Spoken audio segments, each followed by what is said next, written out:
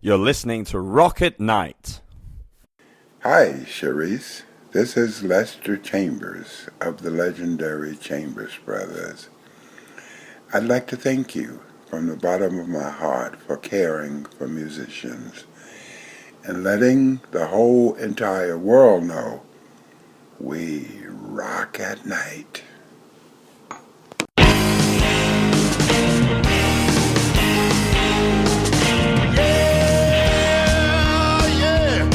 Are you ready? Hey, tonight I'm gonna take you on a little trip. We're going down south by the mighty Mississippi. I'm gonna take you to a place where lights live a dim. Bring your mother, your brother, and your best friend. I'm gonna show you where they dance out in the street. They'll tell you all about your body heat. Not gonna talk about it, just gonna do it. Get on down if you feel up good. Now get on down. It is my great pleasure to be sitting here with a very gifted musician, Stuart Fuchs. Stu is here in the Tampa Bay area for the annual Tampa Bay Ukulele Getaway. Stu travels all over the world playing a number of instruments, and he conducts music workshops and is involved in other musical endeavors that we'll explore later on. But first of all, I'd just like to welcome you. Thank you. It's good to be here, Gail. Thank you. Most typical question in interviews is, what is your background? What was your training? Any formal training? And were your parents musical? Mm-hmm. Yeah, my father played classical guitar. He did it as a hobby. He was a very, very happy amateur. Later I learned that word amateur comes from, I believe it's Italian, amateur, or it could be French. It means one who loves. He loved to play. He would come home from work after a long commute and sit and play his guitar for hours. And as a young boy, I remember being 5 years old, my earliest memories are going to bed, hearing the sounds of Spanish and Italian classical guitar music. So I would listen to him play, and one night I went out. I probably had my Dr. Dentons on or something, and I wanted to play so badly. And he took my left hand and he showed me how to fret notes on the first string, the high string on the guitar. And he told me about, putting my finger in just the right way and how to bend my fingers in just the right way to make the sweetest sound with the least amount of strain. And he taught me a melody just by memorizing the numbers of the frets. So what's nice about this melody is that it was on only the first string. So he would play the right-hand arpeggio pattern of a classical guitar piece, and I would play the left hand, and together we would play the guitar together. So that was one of my earliest influences. He was a big influence on me because he was a great lover of music, incredibly passionate about music, and I remember there were many times we'd pull over on the side of the road because there would be something on WQXR, that was New York City's classical station, and he'd be belting along with an opera or something, and so he was very, very passionate about music, and so that was a big influence for me. And yet he wasn't professional? No, he wasn't a professional. He was very, very happy just to play on his own. He was actually pretty shy about it. We're still looking for pictures. If anyone has a picture of him with a guitar in his hand, it was a very personal thing for him. He shared it with his family, but nothing else. Oh, what a wonderful. Okay, and then going into what led you to formal training? Well, my first instrument I picked was a fourth grade clarinet, and then I moved on to bass clarinet and saxophone. So I spent, from grades 4, 5, all the way up to grade 8 playing these wind instruments, and I still love to play. Typical school band music. Yeah, exactly. Yeah. Typical school band music. But all the while I had this guitar.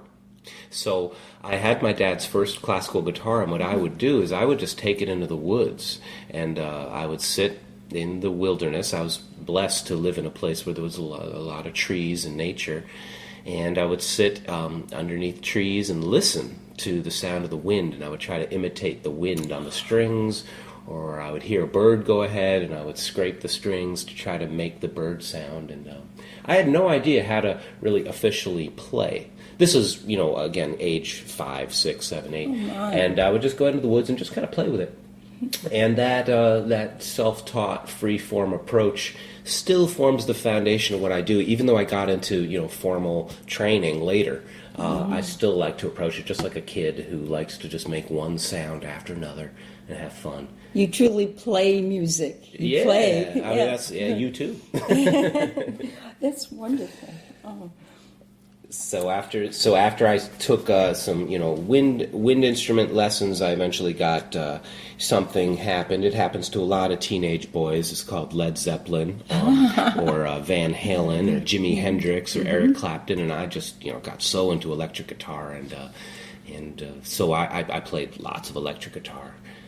And continued that. I played in the high school jazz band. I had a lot of. But my high school, the high school outside of New York City, had quite a music scene. There were all these bands, and we were in a friendly way. We were all in competition with each other. We always try to outdo, with original songs and hard to play cover tunes. So we did that for a while, and then somewhere in college, I got turned on to the classical guitar again, and that's when I started my training. Not before. I studied upright bass and percussion in college. This was before I started playing classical guitar. You see, it's a wiggly, windy path I've taken. I've just followed my bliss into whatever area I wanted to go into. But yes, I did play orchestral percussion at some colleges where I was attending, and upright bass, and always hungry to learn more about music. Oh, that's fabulous. One of the questions in the back of my mind was, what instruments do you not play? Because I'm aware plenty. I feel like I can pick up something and make sound on it, and organize sound and rhythms and a series of high and low notes, and my knowledge of music theory and harmony lets me sound musical, but I wouldn't call myself a trombone player or anything like that. Or right. Although I can pick up a trombone and goof around on it. Everybody can. So, yeah. Well, why I asked that question is, if I were to list all of the people I know who play the didgeridoo, the list would consist of one person, Stuart Fuchs. And what brought you to the didgeridoo? Well, the didgeridoo, for those who don't know, the didgeridoo is the ancient Aboriginal instrument. It's from northern Australia. The Aborigines, the native people of Australia, happened upon this instrument. They say it goes back 30,000 years. Oh my! And I had no so idea. it's an ancient instrument, and it's an instrument that's used in their spiritual ceremonies. They believe that listening to the tone of the didgeridoo connects them to their ancestors, and it stops time. There's a whole lot more to it than that, but just to summarize briefly, when you play a didgeridoo, you have to be very much in the present moment, just like any instrument. But I think there's something about the didgeridoo. Here, I'll unzip my didgeridoo case so I can play a bit. But what's unique about the didgeridoo is that you're using your breathing in such a very visceral way that it really brings you into the present moment in a really deep way. What's also interesting about the didgeridoo is you circular breathe on it, so it has incredible health benefits. You deeply oxygenate the blood, you exercise the diaphragm. There are even studies, multiple studies being done around the world now that have proven that the didgeridoo strengthens the larynx, it strengthens the soft palate of the mouth, and therefore can help reverse the effects of sleep apnea and the atrophying of the soft palate of the mouth. So there are a lot of folks who, in these studies, they circular breathed for 20 minutes a day for 6 months, and they were able to wean themselves off of their sleep apnea machine. And they reported deeper blood oxygen levels. So a high percentage of people who learned to circular breathe were affected by this. You can look it up. It's on YouTube, Sleep Apnea Didgeridoo Study. But this is what a didgeridoo sounds like. It's a long tube, and it's made of a tree limb, and you buzz your lips on it, and it really only produces one fundamental note, but what you do with that note is quite interesting. Here, I'll take a sip of tea and then we'll do it.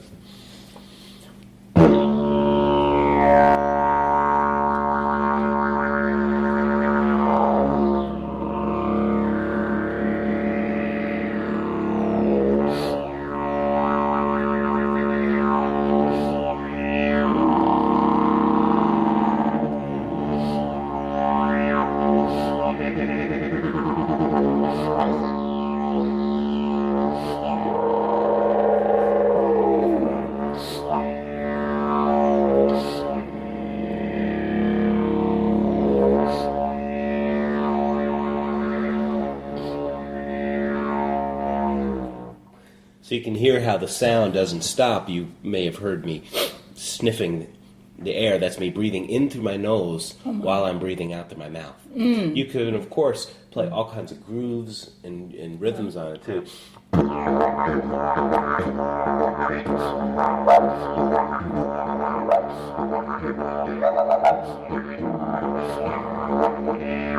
The Aborigines would tell stories with it, imitating the sounds of animals, the dingo.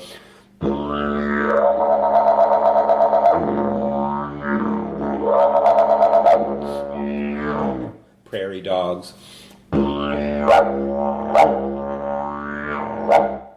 And all kinds of swarms of insects.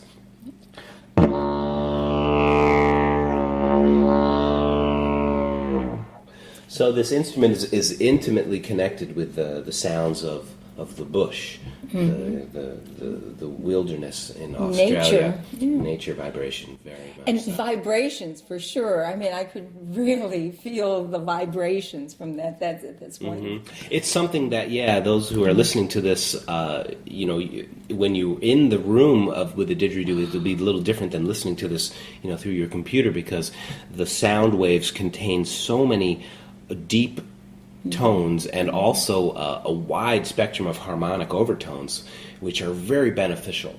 They have a lot of healing applications.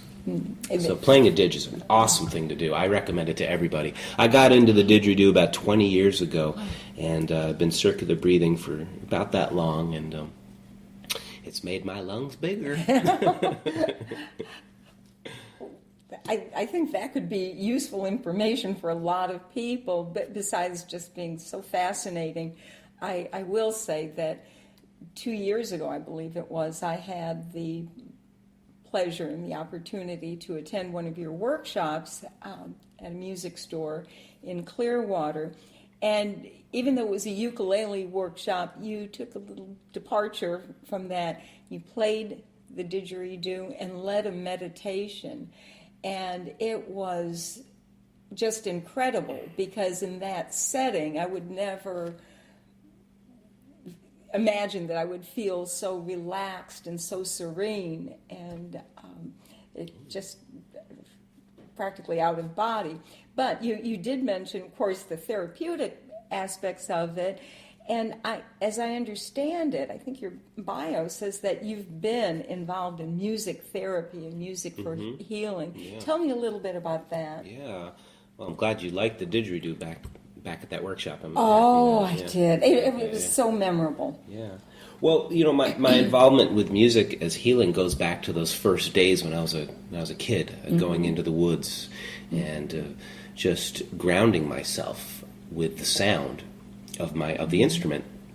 And I think that everybody intuitively knows how to do this. We all know how to get back to that place in our own way. And there are many, many ways to access that grounded state. Music is one. For some people, it's working with animals. There's so many ways, as you know, of doing this. But with music therapy and the therapeutic work that I've done, one of the big things is getting people to be in a receptive state where they're listening so closely to a sound that the rest of the mind's distractions fall away. So it becomes an effortless focus, which is really all meditation is. Meditation is an ancient technology. It's every tradition in the world has a form of meditation. And the universal key, the master key of meditation, is just paying attention to the present moment.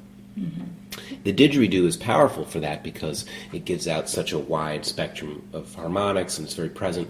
So is a piano. So is a ukulele. Anything. So is the voice of the person that you're listening to. Mm-hmm. So, everything that we really listen to becomes healing. And I would take my instruments into work with me. For 7 years, I was an artist in residence at a cancer hospital in Buffalo, New York. It was an arts and healthcare program through the University at Buffalo, and we were in residence at a wonderful hospital called Roswell Park Cancer Institute, a huge 30-acre campus of research and treatment facilities. So I worked there for many years and would visit patients. I would be referred by nurses and doctors, and we would bring not only music but all kinds of other creative play and really try to engage patients and their families and even the hospital staff in creative play. So we would do all kinds of games, all kinds of singing.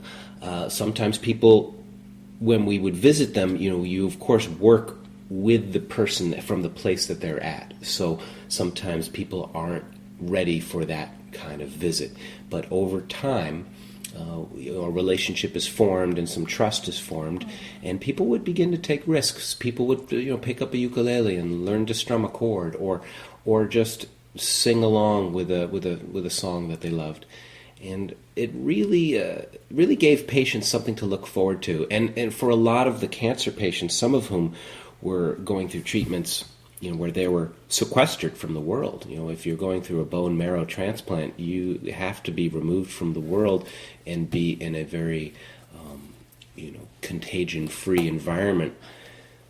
For these people, it connected them back to their life before they got ill. So I would have a lot of people come up to me and say, you reminded me that I had a life before I got sick. Mm-hmm. And so we really enjoyed that, and being of service through music and creativity was a great joy, and it's an experience that I'm super grateful for. So I still do this work. I'll be at a airport, gate, waiting for the plane, and things get stressful, traveling. And sometimes I'll just take out my ukulele and I'll play a little Bach, or I'll play a little Tin Pan Alley or something, and just lighten the mood. And so I do that sort of music therapy work on the fly.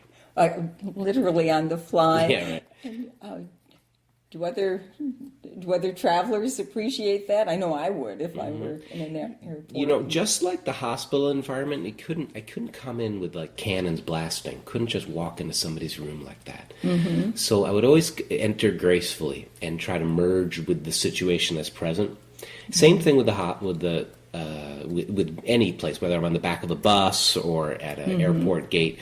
I try to be subtle and sort of work my way in there. And just play as if I'm not interested in anybody listening. And it's interesting what happens when you approach playing that way. Mm-hmm. People actually are attracted more to what you're doing when you're just being of service and being humble. So, but to answer your question, yeah, people do appreciate it. I've never had anybody say shush, or anything, but I'm not, rocking in the free world. I'm not doing that. So. And well, obviously, with the didgeridoo, that's a good example of how eclectic your interests are.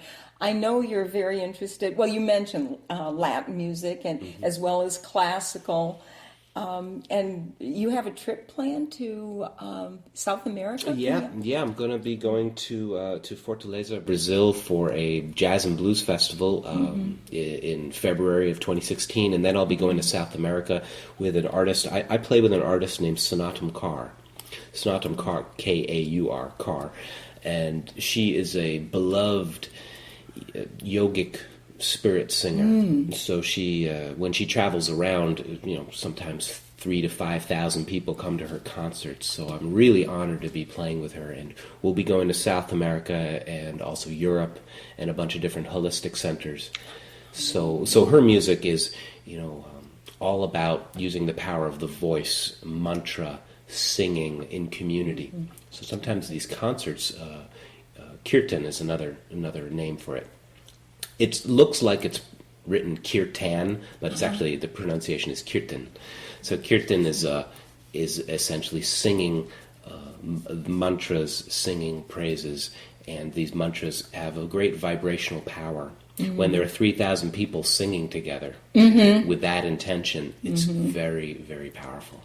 And so yeah, I'm going to be going to South America and hope to pick up a few lessons maybe along the way if there's any time to connect with some local musicians, because I do love Brazilian music. My CD has a bunch of choro and samba and bossa.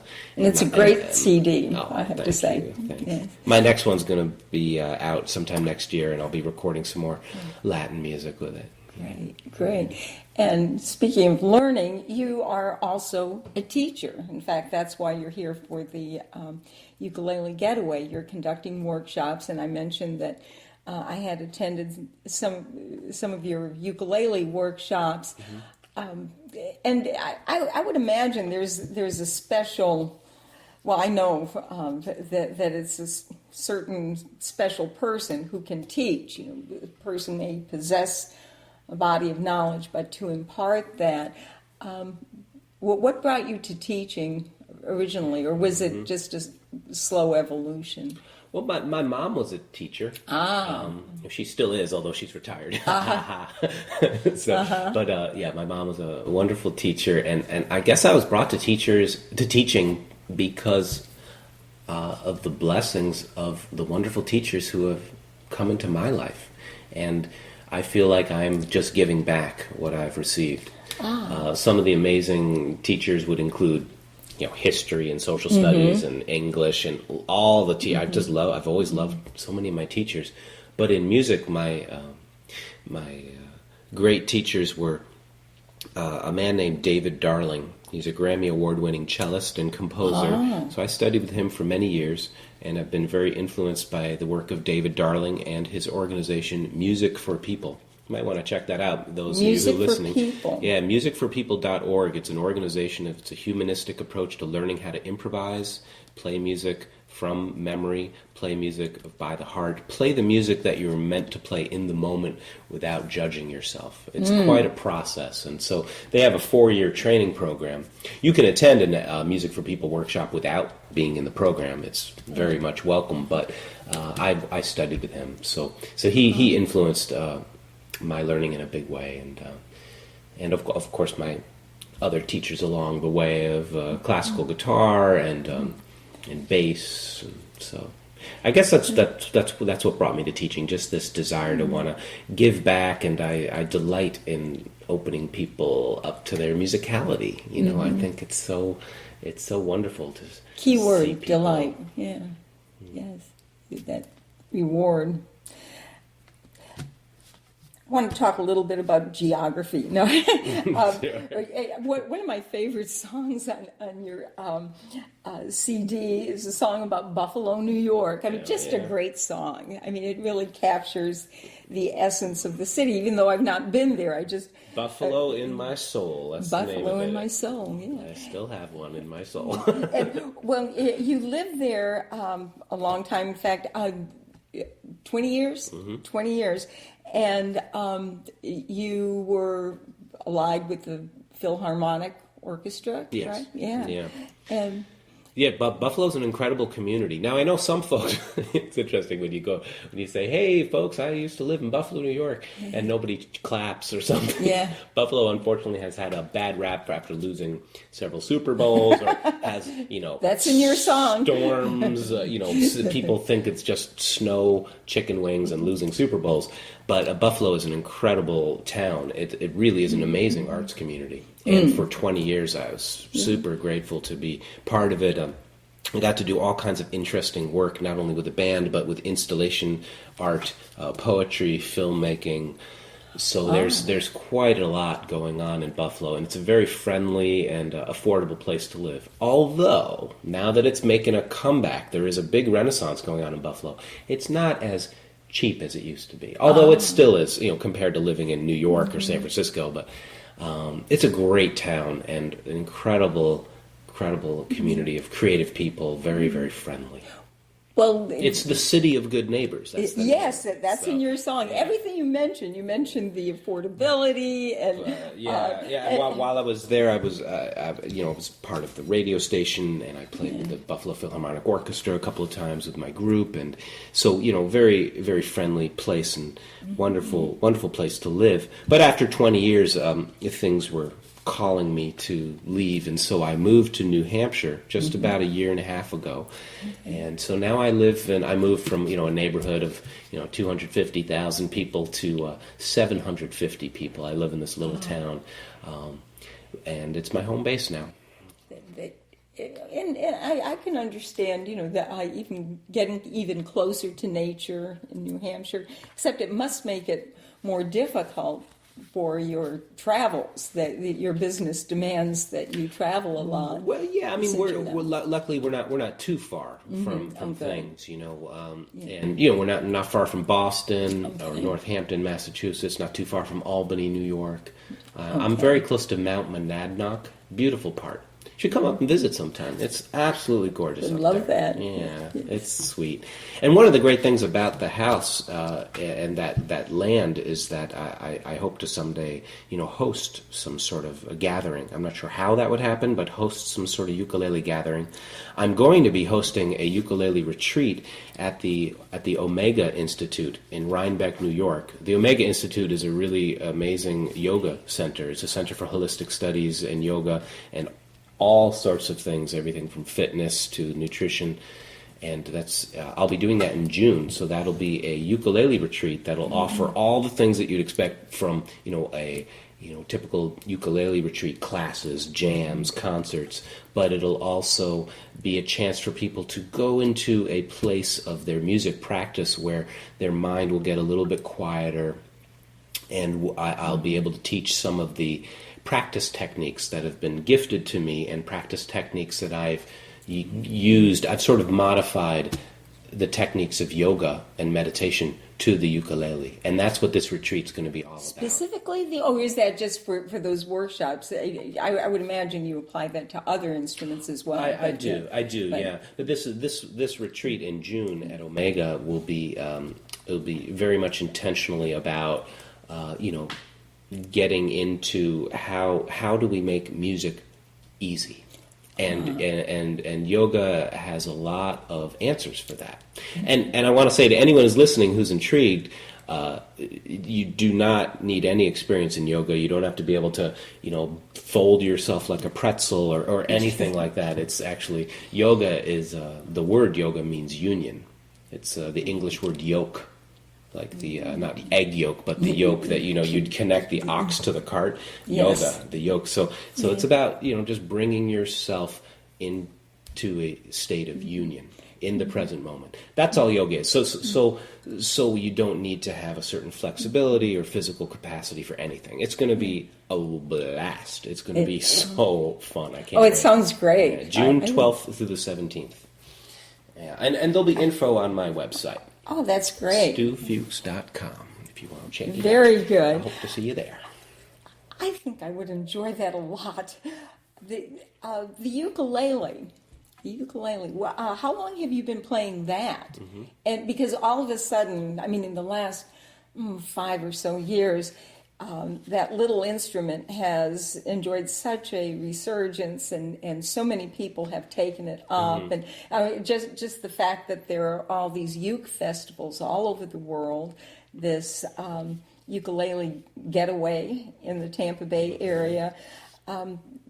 Tell me a little bit about your involvement with the ukulele. Well, the ukulele has really changed my life.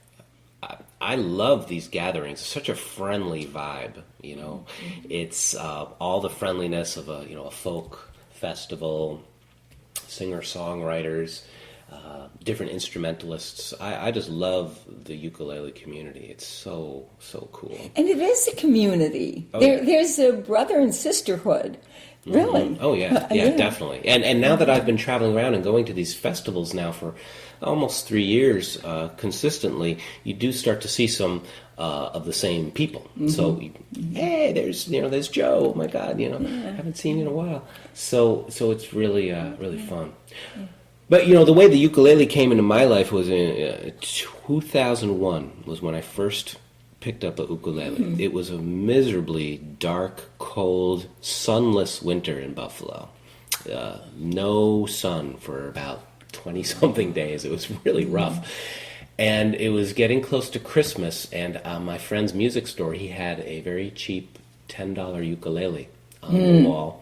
And I just the sight of it cheered me up. I thought of Hawaii. I thought of being warm. I felt warmer just looking at it. Yes, yeah. And so I bought it. And at the time, I didn't have a car. I was riding the bus to work. And I would sit in the back of the bus, and I would just play it. And, I just play one note at a time, see if people would mind. And then I'd start strumming a little stuff. And next thing I knew, people really enjoyed it. People would start singing along. They'd start talking to each other. It became a little cocktail party on the bus. So that's wonderful. And this was almost like a prelude to the work I later would do in the hospital, where I would, use music as a way of building bridges between people. And so I got a lot of practice there on the bus. And later that year, I was hired to be a music teacher at a charter school. So I began to teach after-school ukulele to grades 2 through 8. And so I taught ukulele there. And that's really all I did with it for a long time. I taught, and I continued to play my guitar primarily because I was in this very active Django Reinhardt-style acoustic jazz band where I played the lead guitar. I played the part of Django. That band, Babik, had a great run. And so I didn't really give a lot of focus to the uke. But towards the end of Babik's run, I started to bring the uke out to concerts, and I would do a little 12th Street rag and do some Roy Smeck stunts, playing it behind my head, playing it with my teeth, playing it with my feet. And people loved it. And then we started to add a second ukulele number to the concert. And then we added a third and a fourth. And pretty soon it became clear to me that people really responded to this. And so little by little, just one thing happened. And, I met some people in the ukulele scene. A great friend has been Lil Rev. Who you know. Yes. He's a dear brother, dear friend. And so, he helped to connect me with some people and helped me to get out there. And, one thing just led to another. That's kind of how it happened. Yeah, so interesting. And now I put out videos on YouTube, on my YouTube channel, which you can access through my website or just search me out on YouTube. And I'm continuing to put more lessons and performance videos out there. And that's a great way of getting your music out there. Just put videos up there. And there's so much now from the ukulele world. Whenever I encounter somebody who, all they can think of is Tiny Tim and Arthur Godfrey, say, no, it's everywhere. But yes, your instructions and your YouTubes are so valuable, and there they are for anybody who wants to. Please, check them out. Hope you dig them. Before we conclude, would you like to just play something? Sure. You already have, but close with a song.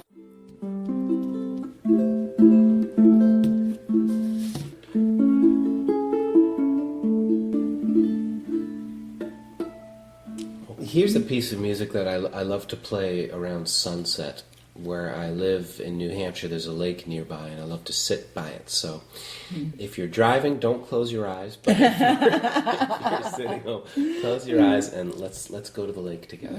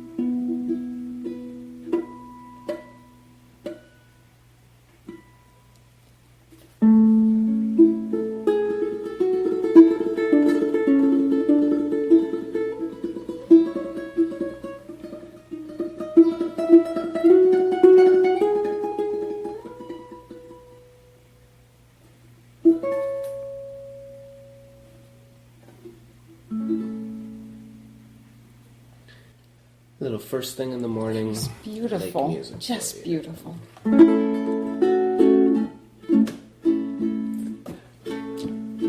Thank you.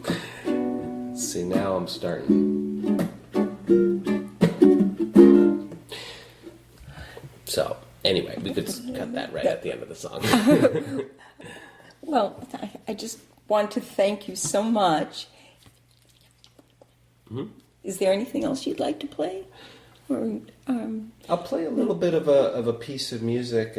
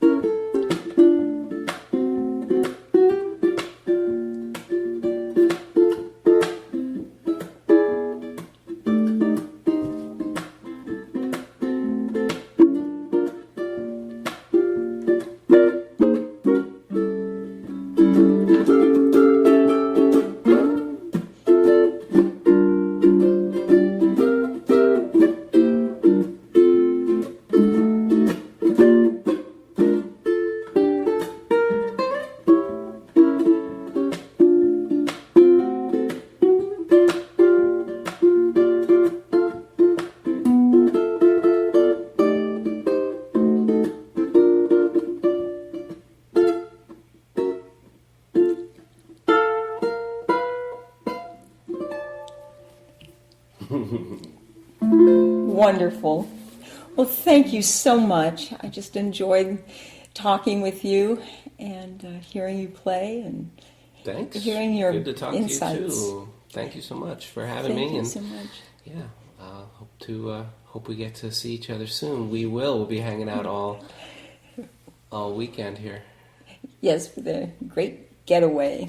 Stukalele at Tampa Bay Ukulele Getaway. Yeah, I'm looking forward to it. We're going to be teaching a rockabilly class and also a little something called the Ukulele Zen Party, where it'll be a taste of what the Omega retreat will be like. You know, sometimes when people hear the word yoga or meditation, they think it's like a serious endeavor, but it's not serious.